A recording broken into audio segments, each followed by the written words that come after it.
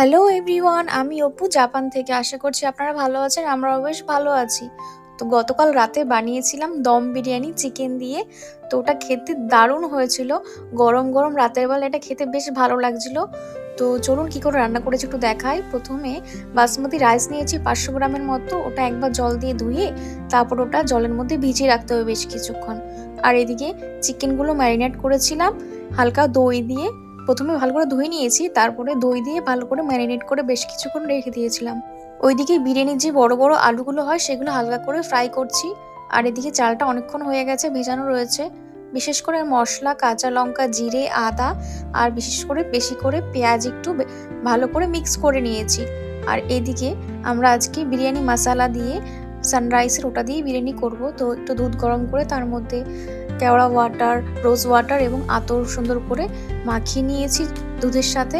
আর এদিকে পেঁয়াজ দিয়ে একটা রসা করেছি, যেটার মধ্যে এই চিকেন আর টক দই দিয়ে ভালো কিছুক্ষণ ফুটিয়ে নেওয়ার পরে দেখুন কত সুন্দর লাগছে দেখতে চিকেনের এটা।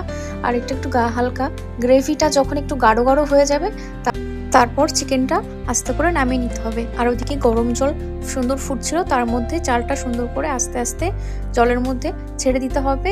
চালটা বেশি কুক করা যাবে না, 60 থেকে 70% মিনিমাম কুক করতে হবে। দেন এইভাবে সুন্দর করে লেয়ার টু লেয়ার, প্রথমে রাইস, দেন তার নিচে আলুগুলো দিয়েছি, চিকেন, দেন এই যে দুধ দিয়ে কেওড়া ওয়াটার দিয়ে একটা মিশ্রণ বানিয়েছিলাম, এটা লেয়ারে লেয়ারে দিয়ে দিতে হবে। সাথে বিরিয়ানি মশলা, আমরা আজকে সানরাইজের বিরিয়ানি মশলা খেয়েছি, ওটা বেশ ভালোই ছিল। আর সাথে একটু বেরেস্তা দিতে হবে উপর দিয়ে, এটার জন্য আলাদা একটা ফ্লেভার আসে। এখানে টোটাল 2 থেকে 3টে লেয়ার হয়েছে। আর লবণটা আমরা এখানে দিচ্ছি না, কারণ আমরা যখন ভাতটা ফুটিয়েছিলাম গরম জলের মধ্যে আমি বেশ কিছুটা লবণ দিয়ে দিয়েছিলাম, তো ওই লবণেই হয়ে গেছে। আর চিকেনের গ্রেভির মধ্যে যে পরিমাণ লবণটা আছে ওই দুটো মিক্স আপ করলেই সুন্দর হয়ে গেছে, এক্সট্রা করে কোনো লবণ অ্যাড করতে হয়নি। আর এভাবে প্রত্যেকটা লেয়ারে করে এক্সট্রা করে বিরিয়ানি মশলা দিতে হবে।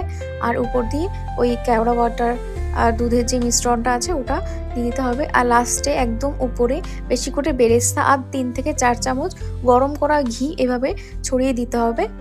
আমরা আগে যতবার রুমে বিরিয়ানি তৈরি করেছি ওটা অন্য একটা বিরিয়ানি মশলা ছিল, কিন্তু আজকে সানরাইসের শাহি বিরিয়ানি মশলা দিয়ে ট্রাই করেছি।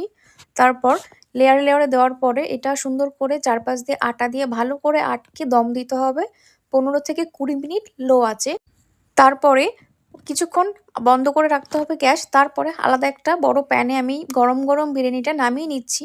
আর রাইসগুলোও বেশ ঝুরঝুরে হয়েছে আর বেশ ভালো দমও হয়েছে দেখলাম। তারপর এই বড় প্যানে নামিয়ে নেওয়ার পর আরও বেশি কিছুক্ষণ, ধরুন ওই 5 থেকে 10 মিনিট আর একটু দম দিতে হবে। দম দেওয়ার পরে এটা সুন্দর লাগবে খেতে। দেখুন কত সুন্দর লাগছে।